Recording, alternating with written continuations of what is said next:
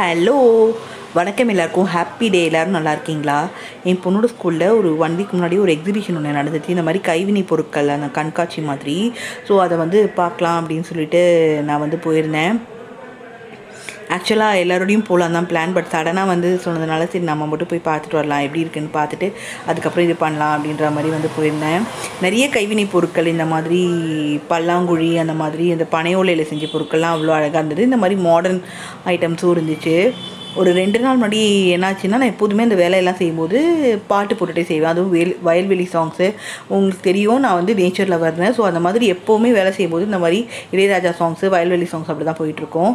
So night clean பண்ணும்போது நான் வந்து பாட்டு போட்டுட்டு தான் க்ளீன் பண்ணிகிட்டு இருந்தேன். என் பொண்ணு வந்து இந்த பக்கம் அந்த பக்கம் க்ராஸ் பண்ணி போயிட்டு இருந்தா. அப்போ வந்து ஏதோ ஒரு பாட்டு ஓடிட்டு இருந்துச்சு. இந்த பஸ்ஸு பயணிக்கும் போது கேட்குற பாட்டு இருக்குல்ல, அந்த மாதிரி ஏதோ பாட்டு ஓடிட்டு இருந்துச்சு. ஸோ அது ஏதோ ஒரு பாட்டு வந்துச்சு. நான் இது வரைக்கும் கேட்காத பாட்டு தான். நான் வந்து அது கேட்டுட்டு தான் இருந்தேன். அப்புறம் என்னம்மா பாட்டு இது நல்லாவே இல்லை அப்படின்னு சொன்னால், ஏன்டி இந்த பாட்டு நல்லா தானே இருக்கும், எனக்கு நான் இது வரைக்கும் கேட்டதில்லை, எனக்கு பிடிச்சிருக்கு, நீ போ, உனக்கு பிடிக்கலனா போ அப்படின்னு. அந்த பக்கம் என் ஹஸ்பண்டு வந்தார். அவரும் என்னப்பா பாட்டு இது நல்லாவே இல்லைல்ல அப்படின்னா, அவரும் வந்து ஆமாம் நல்லாவே இல்லை, என்ன பாட்டோ தெரியல அப்படின்னு 2 பேரும் கமெண்ட் பண்ணிட்டு இருந்தாங்க. எனக்கு அப்படியே கோவமாக வந்துச்சு. நான் என்ன சொன்னேன்னா, விவசாயிங்க வந்து வயலில் வேலை செய்யலைன்னா நம்ம வந்து சோத்தில் கையே வைக்க முடியாது. ஸோ வந்து அவங்களோட பாட்டு தான் எனக்கு ரொம்ப பிடிக்கும், உனக்கு பிடிச்சா கேளு, இல்லைன்னா நீ போ அப்படின்னு சொன்னேன்.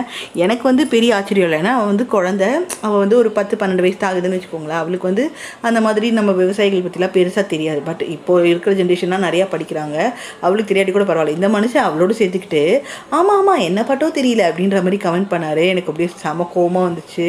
உங்களுக்கு பிடிக்கலன்னா உங்கள் வேலையை பார்த்துட்டு போங்க அப்படின்னு விரட்டி விட்டு நான் வந்து வேலையை கண்டினியூ பண்ண ஆரம்பிச்சிட்டேன். ஸோ வந்து இவருக்கு வந்து தெரியாது குழந்தை, இவர் வந்து என்ன மாதிரி நேச்சர் லவர் தான், அவருக்கும் அதெல்லாம் பிடிக்கும். பொண்ணு சொல்கிறான்றவே ஆமாண்டான்னு மண்டே ஆடிட்டு இருக்காரு. அப்படியே கோவமாக வந்துச்சு எனக்கு. போய் உங்கள் வேலையை பாருங்கள், நான் பார்த்துக்கிறேன் அப்படின்னு சொல்லிட்டு அமுச்சு விட்டுட்டேன். அந்த மாதிரி நிறைய பொருட்கள்லாமும் இருந்துச்சு, நிறைய ஸ்டேஷ்னரி ஐட்டம்ஸ். அதுக்கப்புறம் வந்து கேரட் கீர், பீட்ரூட் கீர், அந்த மாதிரி நிறையா இருந்துச்சு. அதில் ஒரு 2-3 வாங்கியிருந்தேன். அதுக்கப்புறம் வந்து சாம்பிராணி அதெல்லாம் வந்து வாங்கியிருந்தேன். நம்ம என்ன தான் வந்து லவராக இருந்தாலும் நமக்கு வந்து சப்போர்ட்டுக்கு யாருமே இல்லைன்னு நினைக்கும்போது அப்படியே சம்டைம்ஸ் கோவமாக வரும். ஸோ இந்த மாதிரி சாப்பிட்றதுக்கும் நிறைய இருந்தது. இதெல்லாம் ரொம்ப நான் வாங்கலை. சாம்பிராணி, ஊதுபத்தி அது மட்டும் 2 வாங்கிட்டு, இந்த மாதிரி பீட்ரூட் மால்ட், கேரட் மால்ட் அது மட்டும் 2 வாங்கியிருந்தேன். இந்த ஷாம்பூலாம் கூட நல்ல ரீசனபிள் ரேட்டில் இருந்துச்சு. எப்போதுமே வந்து இந்த மாதிரி எக்ஸிபிஷன்லாம் போட்டால் என்ன இருக்குதுன்னு பார்க்குறது எனக்கு ரொம்ப ரொம்ப பிடிக்கும். ஆனால் என் ஹஸ்பண்ட் இருக்காரு, அவருக்கு சுத்தமாக பிடிக்காது. விண்டோ ஷாப்பிங்லாம் பண்ணவே கூடாது, வாங்கினா மட்டும்தான் பண்ணணும். நான் அப்படிலாம் கிடையாது, எல்லாத்தையும் போய் எக்ஸ்ப்ளோர் பண்ணணும், எல்லாத்துலேயும் என்ன இருக்குதுன்னு தெரிஞ்சுக்கணும், அந்த மாதிரி ஆசைப்படுவேன். நம்ம ஆளுக்கு வந்து எதுவுமே பிடிக்காது, போனால் வாங்கணும், இல்லைனா போகவே கூடாது. இப்படி தான். நீங்கள் எப்படின்னு சொல்லுங்கள்.